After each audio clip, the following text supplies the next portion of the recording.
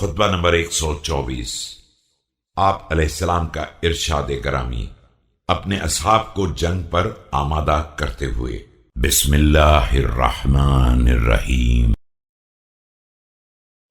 فقدموا الدارع وأخروا الحاسر وعضوا على الأضراس فإنه أنبى للسيوف عن الهام والتووا في أطراف الرماح فإنه أنبر للأسنة۔ زرہ پوش افراد کو آگے بڑھاؤ اور بے زرہ لوگوں کو پیچھے رکھو، دانتوں کو بھینچ لو کہ اس سے تلواریں سر سے اچٹ جاتی ہیں، اور نیزوں کے اطراف سے پہلوؤں کو بچائے رکھو کہ اس سے نیزوں کے رخ پلٹ جاتے ہیں۔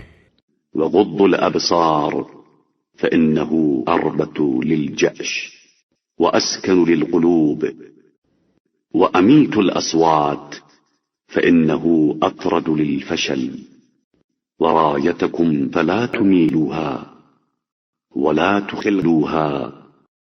نگاہوں کو نیچا رکھو کہ اس سے قوت قلب میں اضافہ ہوتا ہے اور حوصلے بلند رہتے ہیں، آوازیں دھیمی رکھو کہ اس سے کمزوری دور ہوتی ہے۔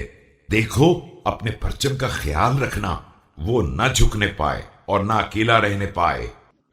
ولا تجعلوها إلا بأيدي شجعانكم والمانعين الذمار منكم فإن الصابرين على نزول الحقائق هم الذين يحفون براياتهم ويكتنفونها حفافيها ووراءها وأمامها